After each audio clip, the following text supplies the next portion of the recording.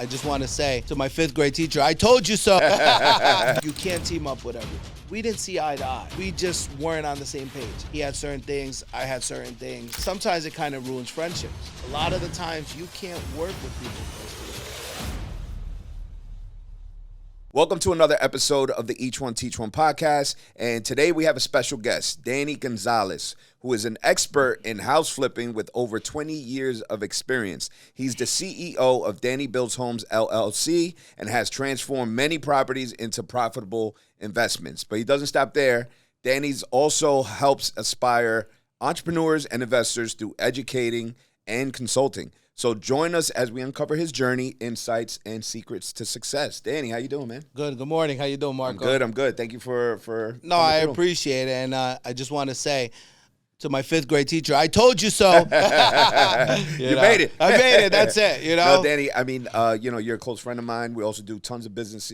We've known each other for a long time. Absolutely. So I just Over 25 years. Yeah, man. So it's an honor to have you here to share with all the people, all the listeners, all the followers, all your secrets, man, because you're a successful businessman, and I tip my hat to you, bro. Well, you know what it is? We share that back and forth all the time. Yeah. Even, quick, simple explanation is, we talk to each other all the time, and I'll tell you, hey, I use this, or I do it this way, and you're like, why are you doing it that way? I found out do it this way. Yeah. Saves you $1,000, saves you half the time, and it's more efficient. Yeah. And I think that's what keeps us going. Yeah. We have each other to rely on. Because we don't work for a company. Like, yes, we have our own companies. Yeah. We're running the company. So everybody's depending on us that day. Yeah. And it's like, who do we brainstorm? We don't have, every Friday market meetings and, guys aren't in the studio and jotting down. So we communicate back and forth. Yeah. And believe it or not, like Marco has helped me become a better investor. And I hope I've did the same to him over these years. Because it's like we exchange. And it doesn't just stop at us. No. It stops with other investors that invest with you, other people that we deal with, attorneys here. It's like it's like we form this one whole entire community and we help each other out. Yeah. And which is great because I think that's what makes us better people and better investors at the end of the day. Yeah, I couldn't agree with you more, man. And that's exactly why we're doing this, right? Yep. The name of the podcast is called Each One Teach One. So we're able to share information like we do to help each other's business, but now we could share it with the masses, right? Help them grow, whether it's real estate, construction, or just mindset stuff, right? I think it's so important for people nowadays, especially for the youth, to get an understanding that there's so much out there that they can learn, right? Yes. Especially in real estate. Like, there's so many different avenues that you can It's like, it doesn't just start one. It's like, you have a realtor. And I'm pretty sure you as well have helped. You have newer realtors that are like, wow, I love what you guys do. And then I share with them, listen, there's a million different sides of real estate, which people don't realize. You can be an investor realtor. Where you look for mostly investment properties or you understand investment properties. You might help somebody with their first-time home buyer where they're buying a house for the first time. A lot of these realtors, too, they come in and they're like, I want to learn. And I'm like, well, you have to put the work in to learn. There's no get-quick-rich scheme or anything like that. It takes time. And even myself, and I keep an open mind, and so does Marco, every single day, I keep my mind open. Whether you've been in the real estate industry for a year or 30 years, I'm going to listen to anybody. Because there might be that kid who sat in his room for 10 years before he decided to be a realtor who learned everything. And he's like, hey, Danny, what if I'm like, oh, please, you don't know anything. You just became a realist. No, I'm going to say, all right, what do you got to say? He might tell me something. I'm like, whoa, he just blew up the industry. Yeah. That is awesome. Yeah. And that's where, there's always someone chasing that new, hey, I might have something here, but nobody listens to them. Yeah, and that's like a people thing, right? Yeah. Like how you do anything is how you do everything.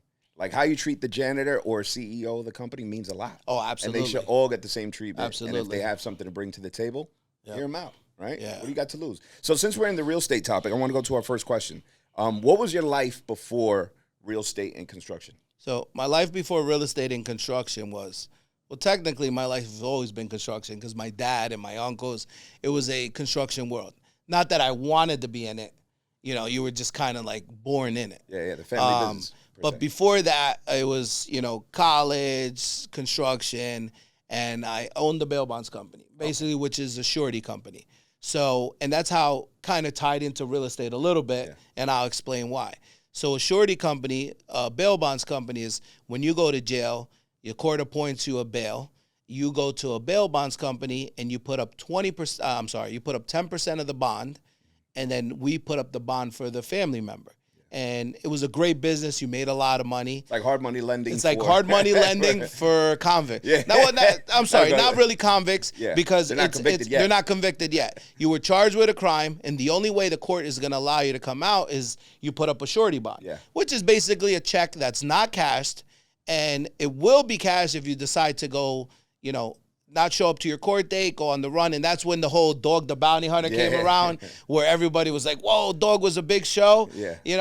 Yes, it does happen, but 90% of the time it doesn't. Gotcha. People want to go back to court and want to plead their case in, their day in court. Absolutely. But along with that, we did a lot of real estate in that. So anything over $50,000, just like a car, you have a cosigner. You might go, I'll get a car, and you cosign for a car. They're like, oh, I need 2 cosigners. When you got up past $50,000, you needed something to, you needed some sort of collateral. Nobody has $50,000 of collateral because they would post a bond themselves in the court. So what we would do is we would put lien on properties. Gotcha. Now, everybody automatically assume, and that's where a lot of people learned that just because you're the owner of the house doesn't mean you have equity in the house. Because everybody's like, oh, my son's in jail. His bail's $75,000. I have a house. Put my house up. I don't care. You could put a lien on it, take my house, do whatever you have to do to get my son out. So we go. I get an appraisal. We run the house. We check the equity. We contact the mortgage company. The house is worth $300,000. They owe $350,000. So they don't realize that they're negative equity. So we cannot use the house. The house does not benefit us at all. What year was this also? This was, so I started in 2002 in the bail bonds industry, but around 2008, 2009, when the houses were upside down. Yeah, when it crashed. When it crashed, that's why, people were like, but my house, I have a lot of money. I've been paying my mortgage for 15 years. I'm sorry, I don't know what to tell you. And then they feel offended. Yeah. So they'll go get a second opinion or a third, and they realize like, wow, this guy's not lying. So, but a lot of time, I'm not saying that's the case all the time. Yeah. There were times that the grandmother owned the house and they had $200,000 worth of equity. They don't have a mortgage on it, or they have a mortgage, but the first lien holder on the mortgage is only $80,000. Mm-hmm. The house is worth $350,000, so there's still $180,000 in equity. Yeah. We would file a lien, record a mortgage against the property for whatever the amount the bond was. So if the bond was $80,000, we filed the mortgage for $80,000. Oh, wow. So God forbid this guy decides to disappear, and you've had people. I had people that went back to Mexico. I had people that sneak off back to Dominican Republic. You had people deported by the federal government. Wow. Deported by the federal government. Even with a court date coming? Even with a court date coming, because they had an immigration detainer. Deported by the federal government, and guess what? We still had to pay the bond because federal and state didn't communicate with each other, and the state said, well, who told you to bail him out if he had an immigration hold? The federal government deported him because he did have a hold, and the state says, you now owe me $50,000. Wow. So guess what? We had to pay up.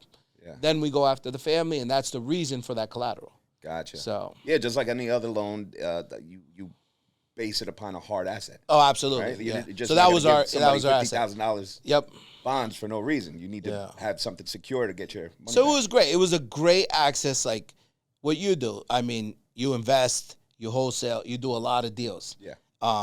Basically, all these deals were coming into our office every day. Wow. There were some times that people were in foreclosure, and they're like, well, I can't use your home if it's in foreclosure. Yeah. We would end up buying out the properties because they were so cheap, the mortgages on a lot of the houses. Wow. I was in Jersey City, and I had an office in Patterson. So it was times where we got a lot of deals in Patterson that wouldn't have came across our table. It's just a simple fact that they came to us looking for help. We saw an opportunity. We bailed them out, and we gave them some extra cash. So it was a win-win for everyone. Wow. So what were you getting houses around? So back it was like 08, 09. So like 08, 09, right? A lot of the times, whatever the market was worth, like some of the houses, 160. I remember back in 2000, so when we first started around 2002, we had a single family in Patterson, and I remember it to this day. We ended up getting it for $90,000. I mean, they weren't the best of the condition. Yeah. They were decent, you know. Still 90 Someone, grand. yeah, 90 grand. Because a single family now in Patterson is how much? Oh, well, I saw when you, your email blast. Oh, yeah, one of and the you deals that I guys hosted. got to get on his email blast. I mean, he has deals, and the thing is that the second you don't, there's no way I'll check it out tomorrow or next week. No. Guys get his email blast, and in 15 minutes later, they're at the property. Yeah, I had some guys hit me up like a day later. I'm like, come on, man. It's gone. It's Stop. gone. They don't last. Yeah. So I've actually, I don't know if you remember, I had a deal on North 5th in Patterson. Yes. I ended up picking it up from a guy. He had enough. The house burned. It was a 2-family, finished attic, finished basement. It was, it was completely burned. And he got paid out by the insurance. And let me tell you, he got a large amount. Yeah. He was great. So he just wanted to unload the property. Yeah. We ended up getting it for 60 grand. Yeah. So I ended up wholesaling that, which I should have built it. But it's like the stock market. You never know. I'm like, it's not really my area. Yeah. I wasn't focusing there. But right now, so this was maybe 5 years ago, I think. Mm-hmm. Right now, I think the 2-family houses in that area are going for like 480, 490. Wow. Which is like, you unheard of. Yeah, but you don't know. You don't. You you can't beat yourself up for it. You can't, because it's like the stock market. I remember when the market crashed in 08 and 4, I played a little here and there with the stocks, not much because I'm not an expert, but enough like through financial advisors and all. There was a chance for me buying Ford at $1. Yeah. And I'm like, oh, but God forbid they don't get bailed out. No, what'd they do? They got bailed out, and the stock is, I don't even know what the stock is today, but I know it's more up than there. $1. So I'm like, you can't really beat yourself up about this. You have to shrug it off. You have to knock it off and move on and go to the next one. And in every single business, I don't care if you're a real estate agent, if you're a contractor, if you work for a dentist's office, if whatever you do, you can always bring that good knowledge of business into the real estate market. Absolutely. So you had the bail bonds. That's where you started. It was racking in some money. It was great. We never talked about it. Nobody knew what we did because it was that unspoken, it's you made a lot of money. But then you didn't want everybody in the industry too. Yeah. But it wasn't easy though, let me tell you. Of course. I took a lot of liability. Just to have a deal, they had liens on properties that I own because, God forbid, the co-signers didn't pay. They're coming after me because I'm the company direct. So it was tough. It was scary. We made some money. Yeah. We made a lot of money. Sometimes we didn't. Sometimes we did. Sometimes we had to pay out these courts or fines or whatever it is. But then sometimes, God forbid, a guy takes off and the bounty hunter doesn't find them.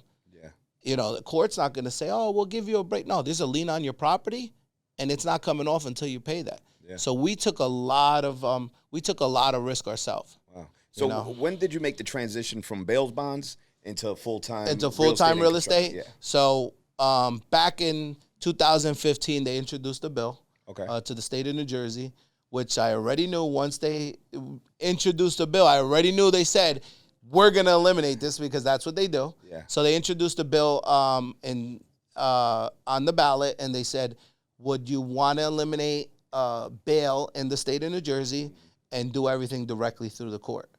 And the second I said that, people were fighting, oh, no, they're never going to do this. And I'm like, this is the state of New Jersey. They're going to do whatever they want. Yeah. So we knew right there and then in 2015, this was ending in 2 years. Wow. And the date that they said it was going to end in 2017, it ended the same date. That was it. We were still allowed to post bail, but the judges were not issuing bail. So, yes, I had the right to post a bail, but there were no bails. Yeah. It was like, oh, I can drive all the cars I want in America, but there were no cars. So it was, what are you going to do? So that's it. So we knew in 2015, we started transitioning more into real estate, like full time instead of like part time or just picking and choosing what deals were coming, like what were home runs or what were great. Yeah. Now we started doing it more. And in 2017, when it ended, we knew it ended. We still had, I still worked from 2017 till about 2020. Because just because the industry ended, we still had people under our bail, which court cases go 6-7 years sometimes. Yeah, that old money. Yep. Yeah. So we still had a function in office. And let me tell you, because we had all those bails, so it's called liability. We had about $10 million worth of liability. So until those 10 million people, well, not 10 million people, till those $10 million were clear, I was still on the hook. So guess what? I had a secretary, I had an office manager, and we still had to pay for a location because we still had to clear those bails. Wow. For 3 years, I'm paying a salary that benefited me nothing. Wow. Absolutely nothing. Now, So, did you use the same team to transition into real estate full time? No, because the one secretary we did take over, but everybody else was mainly in that business, and they ended up it felt bad. We gave them a job for a couple years. I had the same people. I'm different, so I start, and I believe people you work with. I hate when people say, "Oh, those are my workers, those are my guys, those are my workers." No, listen. You work with them every day. Show them respect. They're your employees, or that's your team. Yeah. Everybody's like, "Oh, that's my worker." You can't disgrace these people are building you up. Yeah. It's because of them you're making money. Absolutely. We're basketball players. We're celebrity NBA players. We're only who we are because of our fans. Yeah. So it's the same thing with our employees. Yeah. If you don't treat these guys they have a family, they have a wife, they have it's you treat them right, they treat us right. They take care of us, and we make more money. Yeah, yeah. So that's just been our thing. But Marco's the same way. I watched them for years. Not just the real estate, even what you did when you did years ago. You took care of everybody. And you know what? And people have that. They have a sense of love for you. They do. Everybody you were just. I'm telling you, you were just that good, and I feel like when you put out the good energy with your people, you're going to get it back a million times. Absolutely.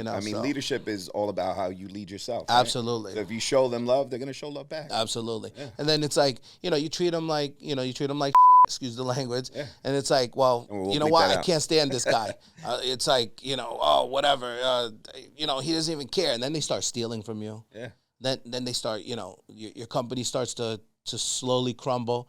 And it's but you did this. Yeah. It's a reflection of your leadership at the end of the day. Absolutely. I think when it comes to business, it's important for us to be accountable for our own actions. You behave that way, you treat people that way, they're going to reflect that because you're leading them that way. Oh, absolutely. Like parenting. Yeah. You know what I mean? Yeah, if we fail our kids, our kids are going to. Yeah, you got to look in the mirror. That's it. Man. And these people are trusting you. They work for you every day. And I see that a lot with contractors and people. They're like, "Oh, today you have off. Tomorrow we're going to work. Oh, we're not working Wednesday or Thursday or Friday. We're going to start a new job Monday." Yeah. These guys have bills to pay. Yeah. They have cars. They have mortgages. You can't do that. No, absolutely. So guys leave and they go to another company and go to another company. It's funny. I've had deals that I've wholesaled, right, to more builders that they only took the deal. I was wholesaling. There wasn't a lot of profit in it. And he still made a super high offer because he wanted the deal. And then when we closed, I asked him, what are you going to do with this, man? Because you went so high. It didn't make sense? It didn't make sense. Yeah. He's like, I just need to keep my guys busy. I'll see. That's why he did it. He knew this job would take 6 months, right? And he knew he had nothing else in the pipeline, and he didn't want to lose his team. So he's not making any money. Yeah, it's a wash. He might break even, or he might even lose a little. But he did it for the simple fact that he doesn't want to lose his guys. They have families to feed. So he's like, that's why I'm doing this I applaud him for that, because that is... These guys are, like I said, you offered them a job. Yeah. You have to take care of these employees like you're taking care of your kid. Absolutely. A stable position for them. Yeah, absolutely. It's if not, they're going to go to the next guy where they feel safe and secure. Yeah. That's the reason they're there. A lot of people aren't built for entrepreneurship. Mm-hmm. A lot of people are, everybody wants to be the leader. Everybody wants to be the boss until they start seeing payroll, salary, where's the next job coming from, and then they're like, man, reports. I can't do this anymore. Where'd the money go? Yeah. If you're looking to dive into the world of real estate, we have the perfect tools and resources just for you. Our carefully selected top secret document library is packed with proven documents to streamline your transactions and help you navigate the real estate market with confidence. Additionally, we offer a comprehensive wholesale 101 masterclass designed specifically for beginners. In this course, you'll learn everything you need to know about finding affordable properties, negotiating lucrative deals, and building a network of eager buyers. We're here to empower you with the knowledge and skills necessary to flourish in the real estate industry. But that's not all. The Real Estate Investor Secret Vault is your gateway to unlimited success. Our marketing matrix and calculators will assist you in making informed decisions, ensuring maximum profits effortlessly. So don't miss out on this incredible opportunity to kickstart your real estate journey. Join us today and unlock the secrets that will propel your real estate career to new heights. Log on to investorsvault.club and get started now. Now let's get back to our program. What's one thing that you wish you knew before you got into real estate and construction? What's one thing I knew? You wish you would have known. I wish I would have known. Let's see. The thing I say every day, and I wish I knew, and my dad told me this, because he says, I learned this from when my dad did construction and my uncles, and guys bought buildings years ago, everything was cheap. Right now, people are complaining, oh man, the price is so high, I'll buy in a few years. Every year, the value is going to keep going up. I met a guy, and when I did some of the construction for him back then, excuse me, I'm sorry, he bought tons of buildings in Patterson, Main Street, Grand Street, this side, that side, 30 grand, 40, 100, 125,000. His buildings are all paid. 30 years went by. That value must be $6, $7, $10 million. But what did he put in? Maybe $500,000. I wish I bought more properties years ago. Yeah. And I was always a flip guy. I looked at and I'm not a spender. I'm not a crazy spender. I'm not flashy.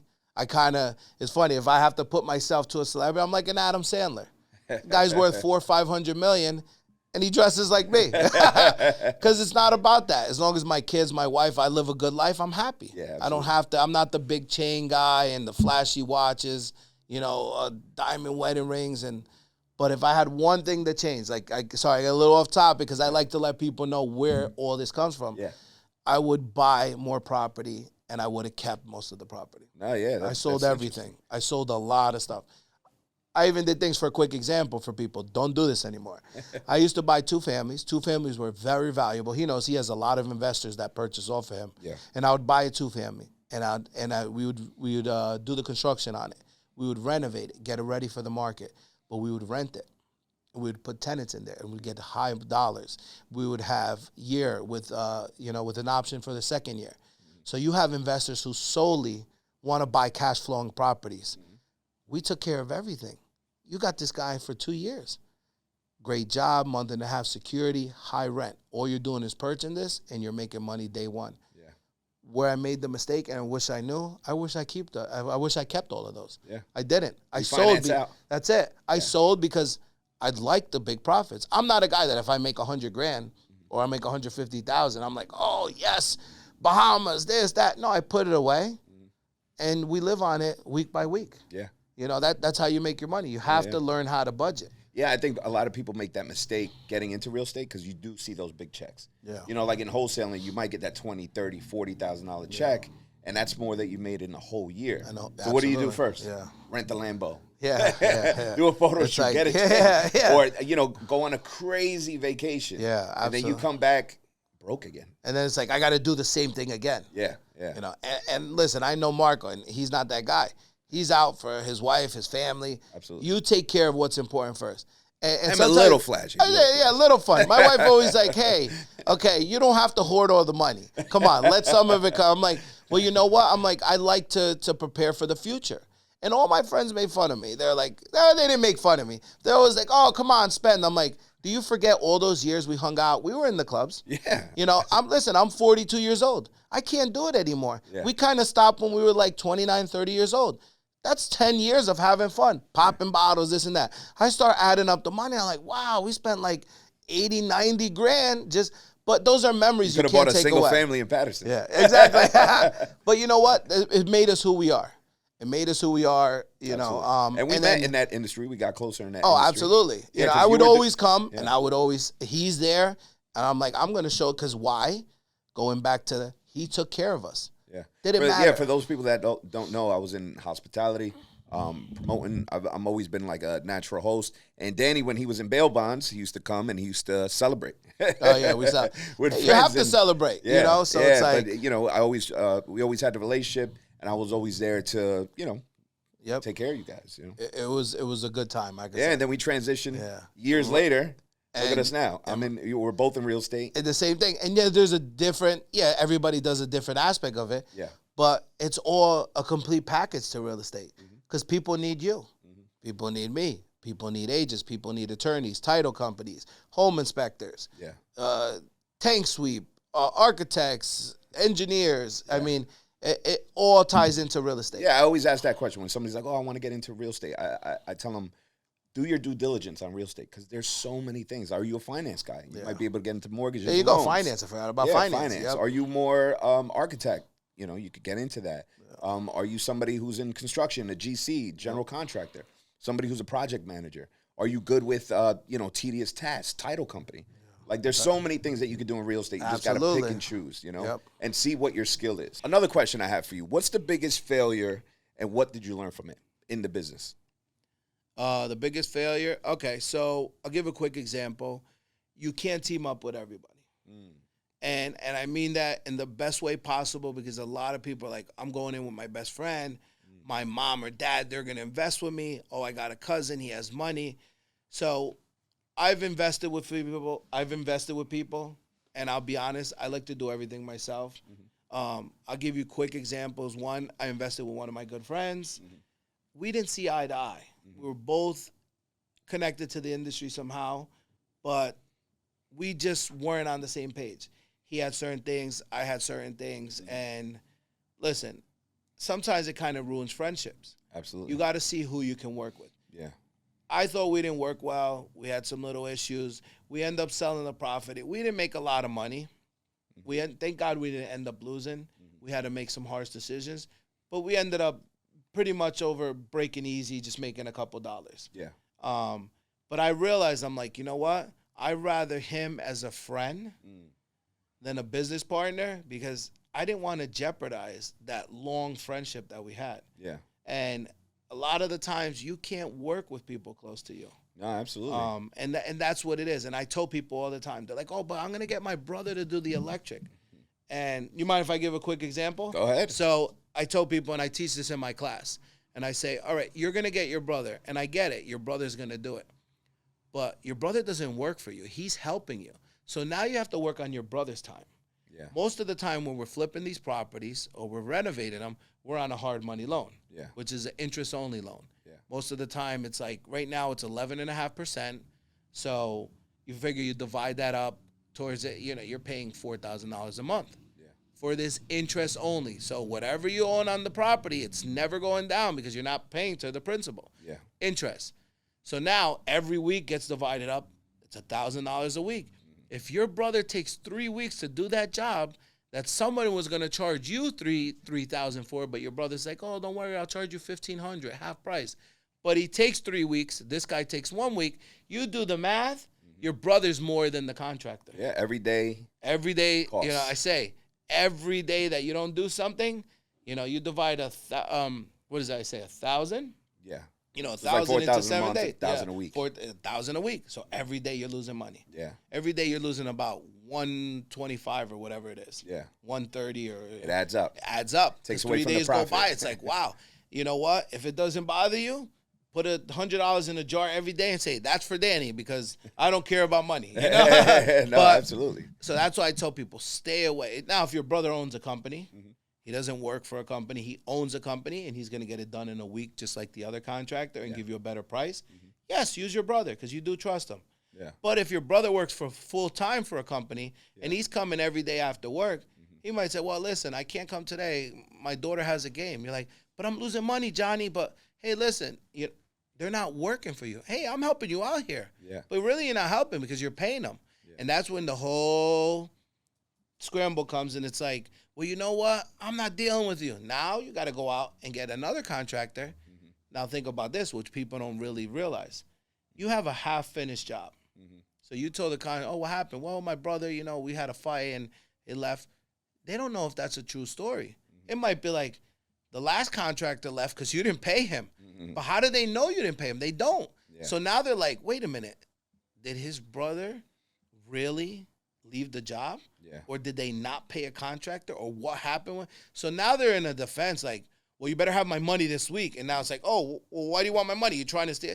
And now you have a whole mix-up. Yeah. Do the right thing the first time. You keep trying to save money, and I'm telling you, I did it. I did it for years. Yeah. And now that's why I have my class, because I'm trying to tell you, don't do it. Yeah. Trying to save you a headache and some money. I had to hear it from my wife, because she was, she told me, what are you doing? Start adding up the money. How much did you really save by bringing these people, Yeah.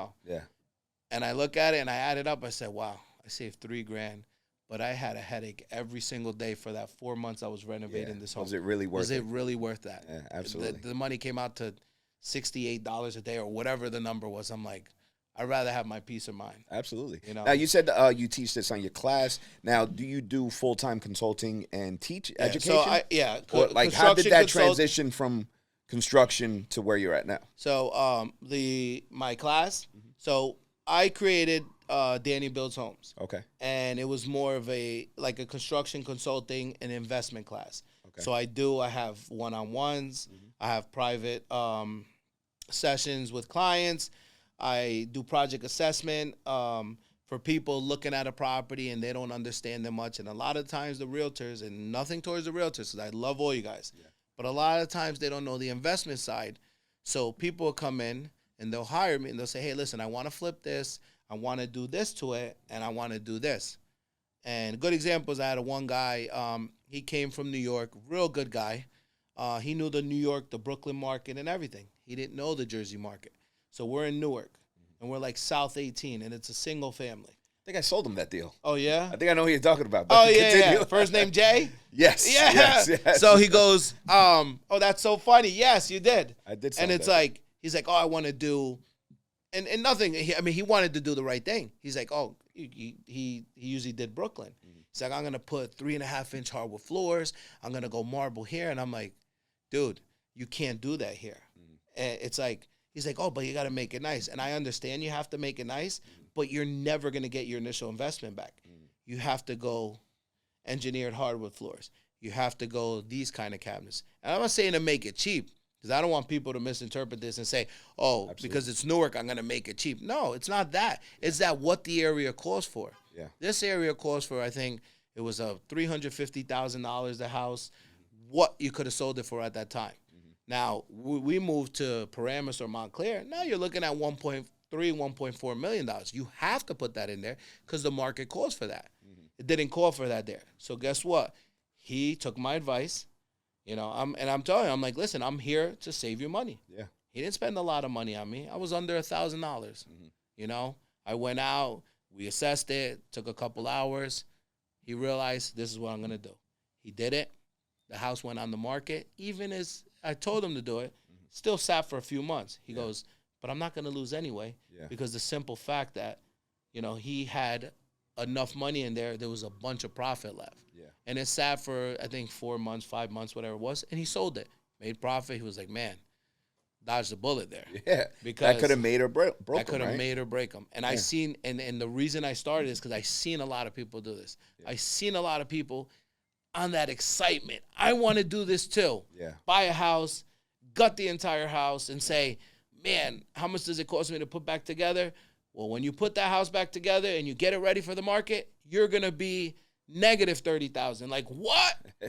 You have to do your homework. And this is not flipping a car or selling things on eBay. No, this is like can make or break, can ruin your entire life. Yeah, you can lose everything. Yeah, no, absolutely. And I think it's so important when people hire you for their services, or when somebody asks me a question, right? Like, you have to be teachable in order to be reachable. Oh, absolutely. Like, he has to hang up his ego, forget that he watched that episode of HGTV. Yeah, absolutely. You know what I mean? Yeah. And listen to what a professional has to say. Like, I'm here for you, man. I'm here to save you some money. So that's smart. And I've seen a lot of people. Which is, it makes me feel good because it's like, I don't want to see anybody lose $30,000 if they don't have to. Mm-hmm. And just people are, they're like, I did my homework. Or I had a guy, another example real quick. He was buying a house. He did the math. Really smart guy. I forgot what he did. He did something in the city. Yeah. And he was like, I did the math. I did this. He's like, but I just don't, if I gut the entire house, I'm not going to make budget. I'm not going to make profit.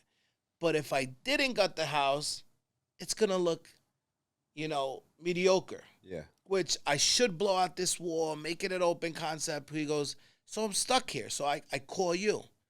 And like I said, I go out, we sit there, and I'm like, I know you want this, but you got to walk away. And he spent money on a home inspection, $500. He spent money on a tank sweep, was $250, and he spent money on me. It was probably all in like $1,600. And he goes, I'm not upset. He goes, I'm not upset. And I'm like, you shouldn't be. He said, I'm going to tell you, I'm not upset because I could have lost thousands and thousands of dollars. And that's what people don't realize. Yeah. By putting these inspectors and the professional who understand this industry, hire them. I say that all the time. People are like, well, I don't need an attorney. I'll do it myself. Or I don't need a home inspector. What is he really going to find? No, listen, those $1,500 can cost you $100,000 and you lose your entire pension or your profits or whatever it is. Yeah. Just do it. Listen to the professionals. But then also you have to make sure they're professionals. Absolutely. That's another big thing. And that's a whole other podcast. That's a whole other episode, right? Because it's like people are listening to guys who, how do you know who's qualified anymore? How do you know who's a professional? Yeah. So it's tough. No, absolutely. So what kind of I'm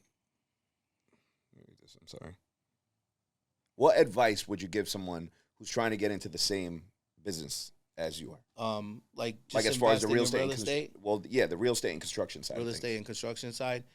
The best advice I can give you: start slow. You know, people see what I do. People see what you do. People see what other people do. But you got to remember, there's years behind this. Yeah. It's like me going into a karate studio, and I'm like, man, I want to be black belt already. I can't take this white belt. 2 years pass. I'm like, I'm not a black belt yet. You can't. There's no way. It's years of experience. Yeah. So I tell people, they're like, oh, I want to flip my own house. I want to, easy there. Yeah. Maybe absolutely. Find a house that's semi-done, where maybe you have to start out with just a kitchen or a bathroom. Yeah. Move-in condition. Oh, but I want to make $150,000 profit. Okay, I understand that, but there's nothing wrong with making $30,000 in a few months just to learn. Because even if you told me I'm gonna build my own house, I'm gonna learn every single phase, I'm gonna learn the experience, and I make $10,000, I'm like, I'm gonna do it because I'm not paying some guy $30,000 for a mentorship. That these people are giving up this money. Yeah. But you're not even getting hands-on experience. Yeah. I'd rather lose that $30,000 myself than pay some guy $30,000. Yeah. But now you have other courses out there. Like my one class, when I first started, I was $249. People got value out of it. $249. $249 for the class that you for the class, in-person class, which is crazy. In person, no virtual course. And everyone, they could ask you questions. And I did seminar with people and everything, and they said, "You're nuts. What are you charging $249? You're like $1,000 class." I said, It's not about the money. Yes, I have to make sure I make money because my time is not free. My time away from my kids, it better be for a good reason. Absolutely. So yes, I do make money. People are like, oh, you have to make money. You're here to make money. Everybody's looking to make money. Yeah. So yes, I make money, but you're getting it for $249. Yeah. And then all of a sudden, I'm like, it's cheaper than a dinner nowadays. Cheap. Listen, right? Than a date night. Date night's expensive. Exactly what I'm saying. And then now these kids are nuts. My kid's like, my kids, hey, I want a tomahawk steak. I'm like, we can't eat tomahawk steak every Friday. Get a job, kid. That's it. And they're little. Yeah. Absolutely. But no, that's it. Like I said, with the class, I don't like to see people lose. Yeah. So it's like I came on, I created this thing, I created all these services. Mm-hmm. Yes, it is to make money. Of course, nobody does anything for free. Yeah. And if it's for free, a lot of the times it's a scheme. Yeah, it's cheap. Because they're like, oh, I'm offering a free class. And all of a sudden, it's like, you want to buy the next phase? Yeah. It's $3,000. Yeah. You come to me, and I said it. You have a class, and you're done. Yeah. There's no second or third, and which I should. A lot of people have been asking me, I should put out a class about development. Mm-hmm. I should put out a class about new construction. Mm-hmm. And I should. And maybe pretty soon, sure, I will. We'll just see where that takes you. But for right now, like I said, I've helped a lot of people, and it feels good. It feels good to help someone. Yeah, absolutely. So your advice is pretty much start slow, right? It's a marathon. Now, were you always like that? With the start slow? Yeah, like for yourself. Oh, no, absolutely. I full speed ahead like when you first learn how to walk, right? Like you're a kid.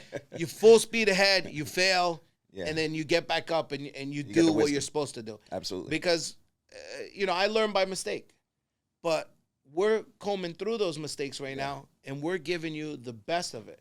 You don't have to feel like we did. Yeah. Because nobody taught you. No, and I was the same way. Once I got like my first 3 deals, I'm like, oh, that's it. I'm going to kill it. Yeah. I did this whole direct mailer, sent out thousands of pieces, and I was getting so many phone calls, I couldn't control it. So I wanted to go 0 to 100 real quick. Right? Yeah. But it didn't work out that way. I ended up losing more than I was actually gaining. And it was a learning experience. And my mentor at the time, he was like, take it slow. You gotta scale responsibly. You can't do everything overnight, like you said. Yeah. You can't go from white belt to black belt. No, you can't. In a week. There's life absolutely just no doesn't way. work that way. It doesn't. In your industry, just like in my industry, what's one myth that you want to debunk? You just want to make it clear right now. My favorite, and the first thing that comes to mind, and I get it, it's just hard to trust people nowadays. Yeah. But when you hire a contractor, the first thing that comes out of a homeowner or investor, I'm gonna buy all the material. And let me tell you. So that's the homeowner saying that. That's the client. homeowner or the client. I'm or gonna whatever go it buy is. the flooring. I'm gonna buy. I'm gonna go buy everything. Listen, if I'm an investor, I hire other contractors. So yes, I do purchase a lot because I know what I'm doing. Yeah. You know, you go and say, hey, listen, I'm gonna do a 3-family service. Do you know what a 3-family service is? They're like, no, what is that? I'm like, that's your electric. So if you don't know what a 3-family service is, how are you expecting to go buy all the material for a 3-family service? Yeah. And let me tell you, who've been doing this for years, still don't know everything about like I know to purchase. You send me with a list, I can get it, but it's tough. And even a lot of the times, our good friend Julio, he's an electrician. Yeah. Shout out to Julio, Yeah, System one of the Electronics. best in the games. Yep. He'll send me to get stuff, and I'm like, wait, is it this one or that? He's like, how many times you done this? But I'm not an electrician. Yeah, that's what you do. Yeah, exactly. But I'll save him the time. That's our good friend. I'm like, hey, I'll go grab the stuff, no problem. Yeah. But you get these homeowners or investors, they're like, I'll purchase the material because I want to buy it. When contractors go to the store, I'll tell you what, a big thing. They don't want to go to the store and pick up all the material. That wastes their time. They're paying 2 employees or 3 employees to go pick up all this material. So, but this is the thing. What's going to waste more time? Them going to the store, picking up the right material, or you going to the store, picking up the material. They're in the middle of a job. All of a sudden, they're like, man, the customer bought the wrong one. They're going back there. They might not find it. Now it's like they're looking all around to find it. So now they just double, tripled their employee salary. They wasted 8 hours. You're not going to want to pay that payroll of another $900 because you're the one that made the mistake. Yeah, absolutely. If you understand the material and you're a builder yourself and you just hire other contractors or subcontractors, yeah, fine, go get it. But if you don't know how to purchase material, you can get it wrong. With spackle, there's 4 or 5 different kind. With sheetrock screws, So many. 1 million. Yeah. Even with lumber. Yeah. With lumber, they're like, oh, I need 2x4, 8-footers, not the 10. Or you might say, I need 2x4, I need the 10-footers. You buy the 8-footers. Now you're 2 inches short to the wall. You're like, I can't do anything with these 150 pieces. Yeah. So if you don't trust the contractor or you don't feel right, go to the store with them. Go to the store with them and say, hey, listen, maybe you want to put it on your credit card. You're like, I don't have too much of the cash. I want to put it on my credit card. There's a bunch of different ways. They have the Pro Desk at Home Depot. They have it where you can go there with the contractor. When he's done with everything, you purchase it. There's a million different ways, but don't try to go get it yourself. You're not saving money. Yeah. You're not. Yes, you have you're to making pay the him for his situation time better. too. Yeah, You have to pay him. He's going to the store. He's there for an hour or 2, and he's purchasing all the material. Absolutely. Just like anything else. You that's order it. DoorDash, you're paying that delivery You're paying fee. that delivery guy. Right? Guys are like, what well, would it be different? Yeah. I order Starbucks in the morning because I'm like, you know what?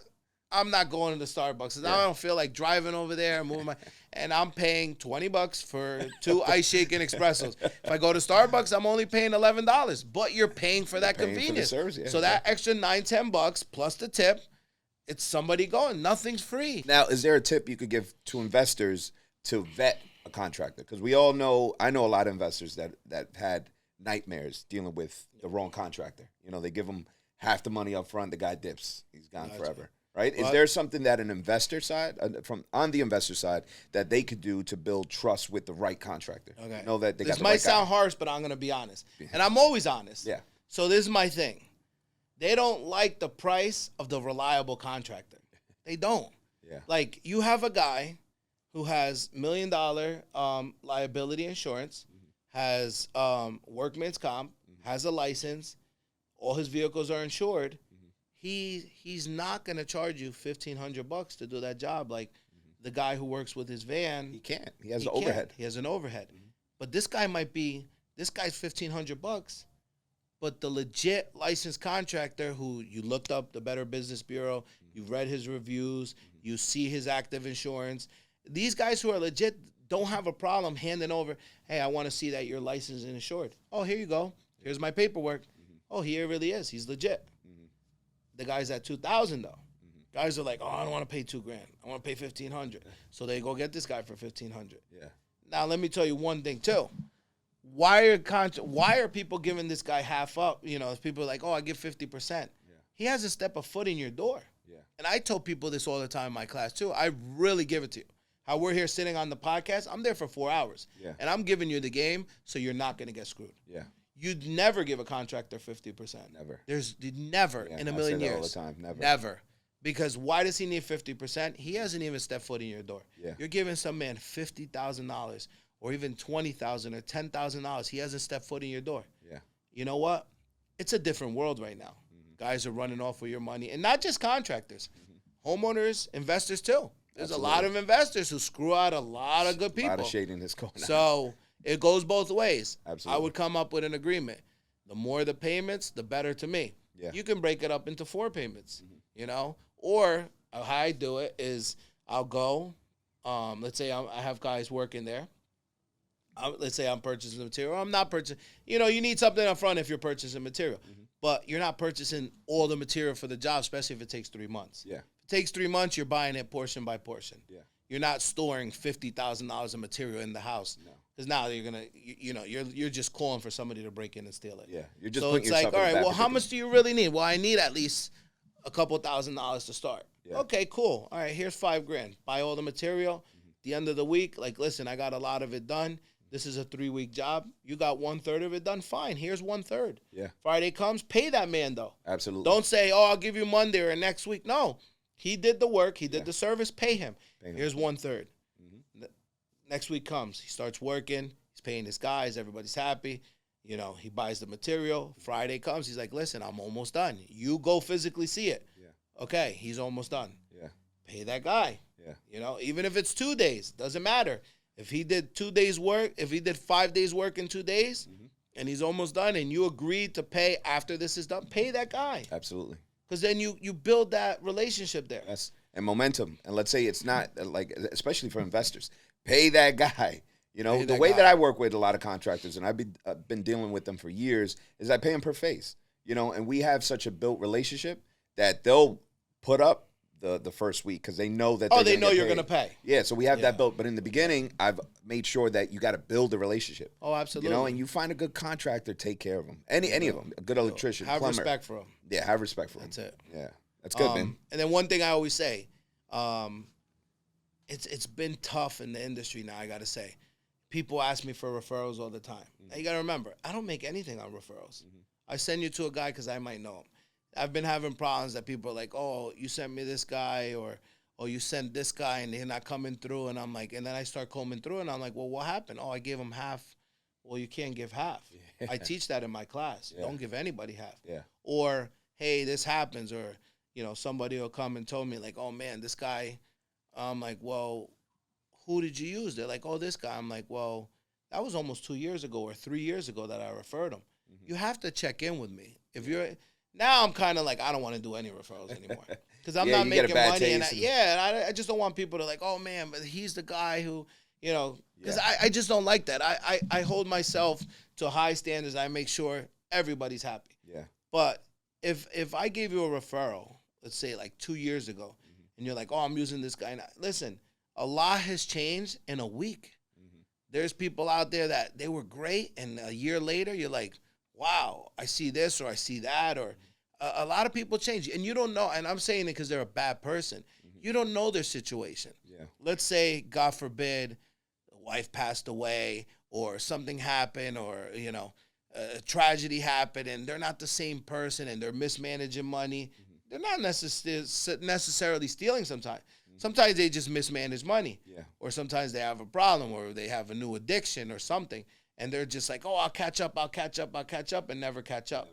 You know, check in with somebody. Hey, how has this guy been? Look up on him, read him. Google Better Business Bureau. Look at this. See if they have an active license. Are they insured? Ask them for that paperwork. Ask them for the proof. Don't give them cash. Write a check. Pay by credit card.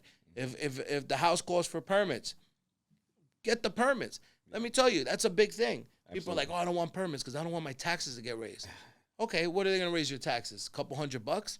You get the permits. Their license is in the city. This guy steals your money. Hello? You don't think the city's behind you? Yeah. Of course. You contact the city. Listen, this guy ran off with my money. Guess what? When you go to court, the judge is going to ask for a document. Oh, did they file permits? Would say, oh, yeah, here's all his information, judge. Wow. Guess what? You have the city behind you. That's good. But people are trying to find the shortcuts. And shortcuts, I'm telling you, I've done them. I've tried to do them.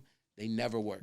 Yeah, it's important, like having that trail. Absolutely. Right? Like you're dealing with somebody on a professional level. Your contracts are so detailed that you protect yourself so much. That's some gold right there. Yeah. His contracts, and it's not like, you have your regular real estate contracts. He really secures yourself. You do. Your contracts are great. That attorneys are like, I think I might use this. They always yeah. No, attorneys love me because I save them time. They do. I call them like, look, I have this done. I already have the title binder. I have everything in play. All you got to do is close it. That's it. You just close, and they're like, I love this guy. He's because then they start to love him. They're like, man, you know what? Then they start think about it. Marco's great. They're like, wow, Marco's deal was the easiest to close on. Guess what? Now they start referring you like crazy. Yeah. I've had a lot of attorneys send me deals like a estate sale. Look, can you buy this? You're easy to close. Absolutely. Oh, this guy can close in 7 days, and they know you're closing quick. Yeah. You're aggressive. Not aggressive. I used the wrong word. You're on top of it. Well, we have a system in place, just like you have a system. When it comes to getting these construction projects done, same thing. We have a system to get from point A all the way to the finish line. Yeah. That's good, man. So why don't you let the people know where they can find you online? Right now, I'm in the coolest studio ever, but after today, So I'm on Instagram, Danny Builds Homes. It's plural, Danny, Danny, Builds, and it's Homes, Homes, Danny Builds Homes. And my office is local. I'm in East Rutherford, New Jersey, right across the street from Giant Stadium. All my contact information is on there. You can reach out to me. And like I said, I don't advertise. I'm not that, everything is a word of mouth through people. If you need me, I'm here. Yeah. You can always find me. But I'm not that proactive guy, where I'm here and I'm advertising. We're actually really busy, So it's like we got 24 hours a day. You got to sleep, you got to work, you got to spend time with your family and enjoy your life. So every hour of the day is accounted for, but we make appointments for people. Yeah. Like today was tough. Mark was like, you sure you're coming today? I'm like, no. Listen, I think last Friday I scheduled because you were golfing. I was golfing last So golfing's been a new thing for you, right? Yeah. Lately? Well, not really. Well, so we're going backwards, but I'll tell you real quick. Long story short, I'm in the bail bonds industry. I'm a young kid. I'm 20 years old. You got guys that are 40, 50 years old. They have their connections. They're friends with prosecutors, judges, attorneys, everybody. Yeah. So I had to come up in this world. It wasn't for me. Yeah. Like, not that it wasn't for me, but I'm a young kid and everybody's like kicking me down. And so I said, you know what? I'm gonna find out how do these guys network with people? In that industry, everybody plays golf. So guess what? I spent money, just like people are like, oh, but you spend money on real estate classes and stuff. No, I spent money on golf lessons. I spent tons of money. I bought, because it's like you can go to Walmart, buy a set of clubs, $120, $130. I went and bought good clubs, so I got attention. Yeah. I want a nice pair of clubs. Yeah. I went and paid for lessons. Lessons were cheap. Everybody sells a lesson now, but back then, there was only a few guys. I paid over $3,000. I took lessons. I played with some of the best people. Yeah. And it's like golf is very expensive to maintain. Yeah. So I just started playing over the years, and I'm like, you know what? It's fun. I network with people, and you won't imagine the people I believe. Yeah. All of a sudden, I catch myself we're at Yankee Stadium games. We're sitting floor seats with, and that whole industry with prosecutors, lawyers, judges. It's like They're all friends. It blows your mind. You're like, behind the court, it's like you're recording. Yeah. But, outside After the they're all courtroom, you're having like, lunch together. how is the judge friends with the prosecutor and the lawyer if they were just arguing in court? Absolutely. And at the end of the day, it's just business. Yeah. So it's the same thing in our industry. Every industry relates to the same, and that's, that's the reason. And I'm going to start getting you to get out there. Oh, yeah, we spoke about it before. Yeah, definitely going to jump It's a on that good, sponsorship. peaceful sport, especially what you do. You need to unload to someone. No, yeah, I've been doing my lessons, Yeah. but I have to invest in a coach. Nice. Because I definitely understand that networking, and that's especially for business, golf. Big thing, yep. And I'm a competitive guy. I love, Yeah. anything that's competitive. No, I know. I see a lot of stuff you do, and it's like like you can have fun. Yeah. But keeping that competition there, like friendly competition. I'm not talking about like with the Eagles, their fans want to kill each other. Eagles Giants game. It's like what that's the a hell whole nother happened? story. No, but like it's okay to be competitive. Absolutely. Like sometimes Marco's like, man, I knocked down 4 deals this week, and I'm like, well, I didn't get anything, So it's like it's a good it's friendly competition. That should motivate. I'm happy for him. I'm not upset he got all the deals. Yeah. We're in the same industry. Because a lot of times he calls me for deals, I call him. Yeah. It works back and forth. Like, oh, you know what? This might benefit him. I call him. Guess what? The second I'm off the phone with him, the deal's done. Yeah. It's like it's gone. Yeah. And these are the people you want to work with. And we might not have the biggest social media presence. Mm-hmm. We might not have the world behind us, but I tell you what, we're actually in this industry, and it just takes time, and it's hardworking people. Yeah, that's my biggest advice I could give to people listening out there today. Absolutely, man. The competitiveness is so important. Like even with your own family, right? Like we last one in is a rotten egg. Yeah. We all run like my whole family because it builds like an identity that we play to win. Yeah, absolutely. And iron sharpens iron, right? Yep. Yeah, man. So guys, do yourself a favor. If you're an investor, if you want to get into construction, house flipping, hire Danny Builds Homes LLC for some consulting and some gold. Danny, thank you for coming through. Oh yeah, listen. I always have good time. And like I said, I mean, we got to do some more of this. Absolutely. Maybe we got to put out some more stuff. But like I said, guys who are listening, and then like Marco as well. I've connected a lot of my people with Marco. Guys are like, where are you finding deals? I'm like, well, this is the deal finder right here. He will find any deal out there. It's like he's just a guy. So then people get on your email list. Yeah. And I'm not afraid to share my clients with you. Absolutely. Because I know Marco's not the kind of guy that's like, oh, I'm going to keep. No, we're back and forth. So a lot of my guys are on your email list. And they're like, oh, listen, I saw this deal. And I'm like, yeah, that's my friend. And they're like, oh, okay. And vice versa. I think the other day you asked me for some type of service. I sent it to you. And you're like, oh, you want anything on top? I was like, of course not. Oh, man. yeah. Like, listen, I know, and I'm like, but I didn't mean to offend you. You didn't. Because I'm like, I know that, we look each other out. Yeah, and that's important, right? It's all about community and the relationships you Absolutely. have. Yeah, man. So thank you again. Yeah, no, and stay tuned and make sure you follow him on Instagram. Thank you, guys. All right, see you guys next episode. Yep.